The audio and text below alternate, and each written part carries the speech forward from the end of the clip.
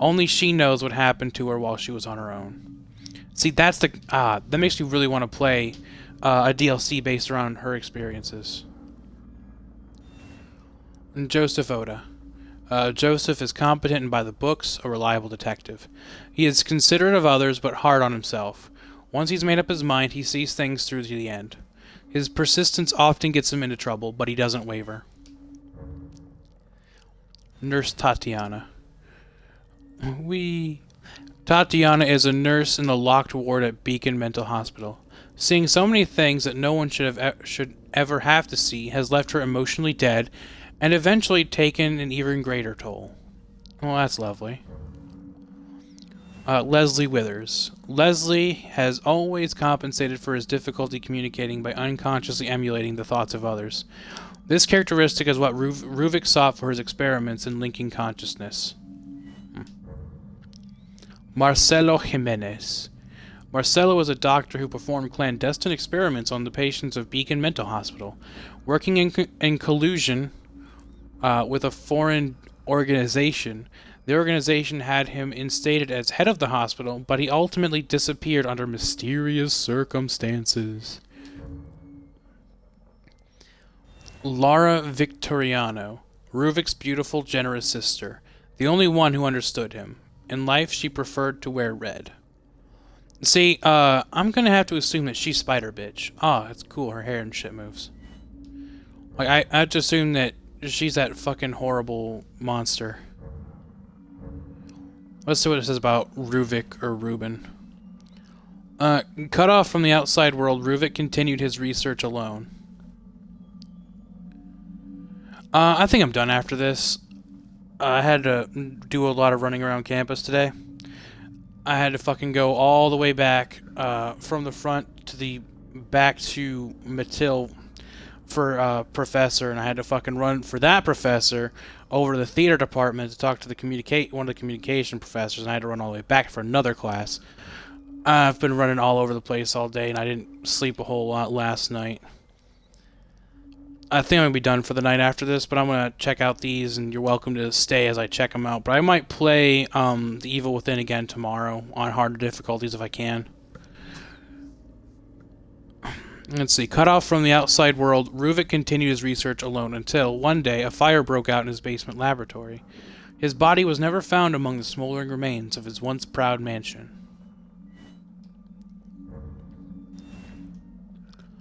Ugh. Vicious burns have left the skin senseless and useless for regulating his body temperature. Oh, that's terrible. Ravaged by ceaseless headaches and physical and mental seizures, he was known for being close to the physical limits of his body. Oh, that's terrible. Oh, he looks much less monstrous. Oh, whoops, it goes right for the crotch. Child-aged Ruvik, when he still retained a shred of innocence. At this age, he began showing glimpses of his morbid interests, doing things like dissecting small animals. No problem, Optimus. Have fun, man. Let's see. Ruben Victor... Ugh. You're fucking ugly as shit. Ruvik lost his sister in a fire that is believed to have been set by local villagers. He underwent lengthy and painful rehabilitation, during which he met Dr. Jimenez, the man who would change his life. Like, if you look at Ruvik, he's got, like, a crotch right there. Not that way. Look, he's got this, like, his brain was, like, removed and then reinserted in a fucking glass jar. That's fucking badass. If my brain's ever removed, I hope it's reinserted in a glass jar. Young adult Ruben. Once again, straight for the dick. His eyes are so fucking weird. They're like... Ugh. Like, just pale white all the way around. Coming of age, young Ruvik rejected further skin regeneration treatments, instead retreating into his basement laboratory. Alter ego. What is that? Oh, it's the two-headed motherfuckers. Okay, this is interesting. The result of connecting a subject with dissociative identity disorder to the STEM device. The dominant and alternate personalities blend into a single two-headed creature. Okay, yeah, I heard him talking about that in an audio log. You know, like the docile and the aggressive personality. So I guess the aggressive personality, like the horrible, monstrous side, and the docile personality is the more human side. The sadist. A creature born from the mind of a murderer merged with Ruvik's madness. He has lost himself to rage, becoming murderousness personified. Well, isn't that just pleasant? Zen? Really? Oh, a twin orphan abandoned and raised in a laboratory beneath the cemetery. The more cowardly of the two, Zen lashes out violently at those he doesn't know and is usually kept chained up. Pleasant. Noon. Another twin orphan abandoned and raised in a laboratory beneath the cemetery. Noon is never at ease and gets worked up so easily that he is made to wear a mask that covers his eyes and ears. Okay. I don't know what that does. The Keeper. That's what you're called. A creature created from a blend of Ruvik's final memories before he was dismembered, and his fury at having his research stolen from his safe. Anyone who approaches the safe is killed and their severed head added to those in the sack. Okay.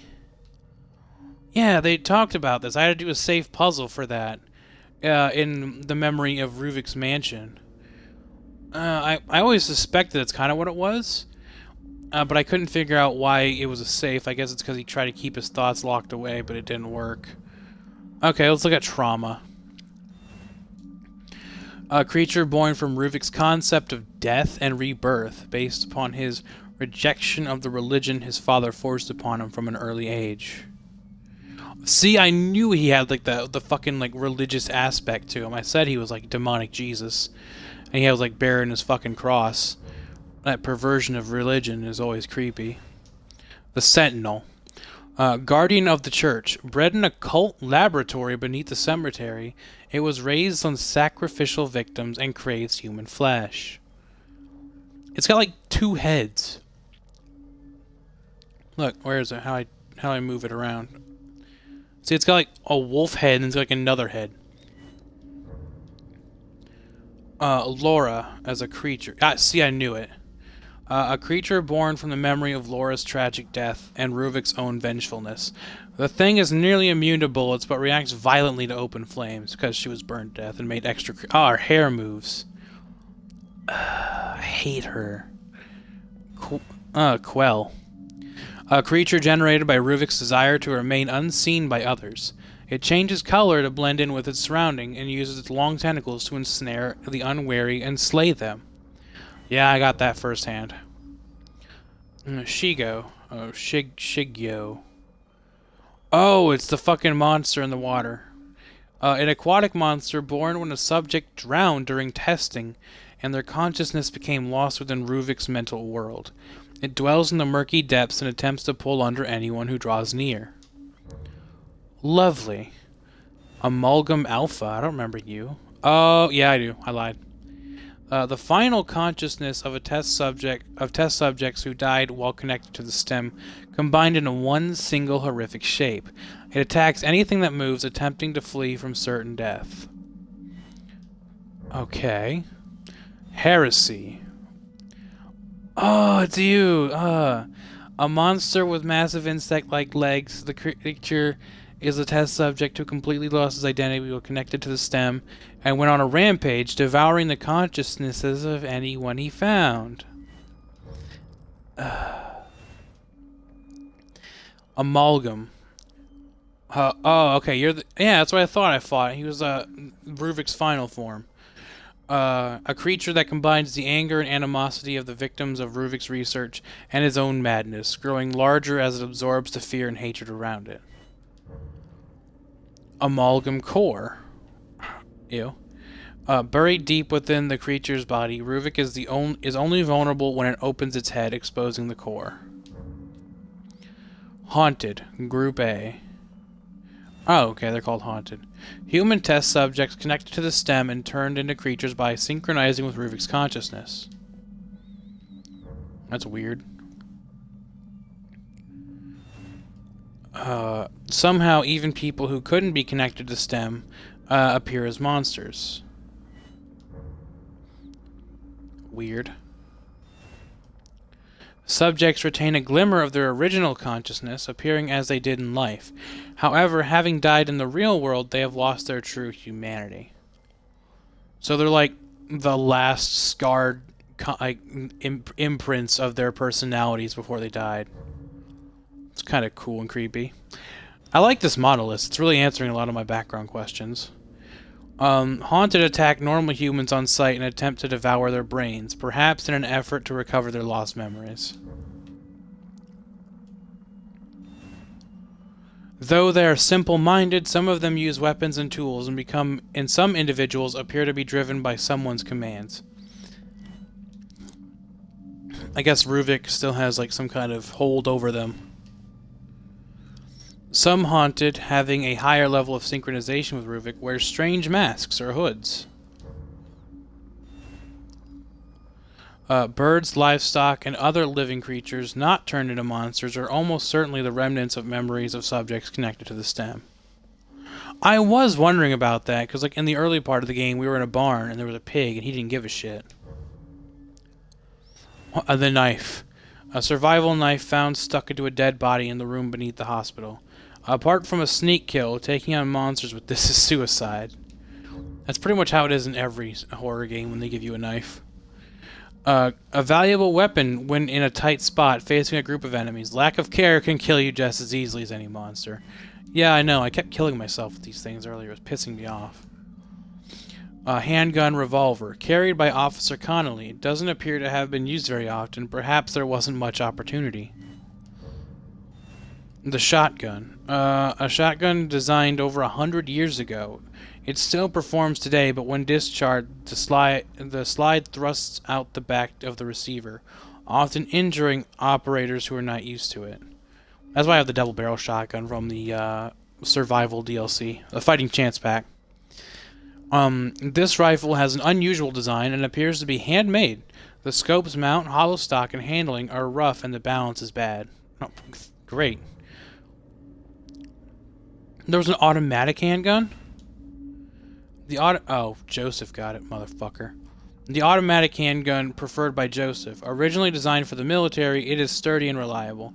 It has an excellent rate of fire and reload speed. The Magnum. I only used this once. I wasted like every shot I had. I knew I should have saved it. Let's see. A large revolver that fires high-caliber Magnum rounds. The weapon itself, as well as its ammunition, are custom-made. It makes a powerful trump card. I think I actually missed every shot with that fucking thing. The Agony Crossbow. A powerful, specially crafted crossbow. The way that it uses trapped warheads means that it was probably created by Ruvik. The Burst Handgun. Pulling the trigger of this special handgun fires 3-shot bursts. The damage-centric weapon is good at suppressing enemies, but is not well suited for conditions where ammunition is scarce. That's probably a reward I get if I beat it on a higher difficulty. A side-by-side double-barrel shotgun. It is a dependable weapon with a high rate of fire, and is a perennial favorite among hunters. High penetration sniper rifle. A sniper rifle with improvements made to the barrel and action. It has a carbon stock and a collapsible bipod. This high-end rifle is used by military and police sniper teams. That's probably also another one another reward I would get for beating it on a higher difficulty. A light machine gun, presumably military issue. It uses a rifle ammunition, so it doesn't pack a strong punch, but it doesn't kick as much and is stable when firing. I knew there'd be a catch to it. Rocket launcher. This military rocket launcher is incredibly destructive. Exhaust is directed out the rear to reduce recoil. Usage has been simplified to the point anyone can operate it. Oh, thank God! I thought I would need military training. Oh, the brass knuckles. Oh, I want those. Worn around the knuckles, this weapon increases the strength of physical attacks. Oh, oops. Woo! They fucking fly.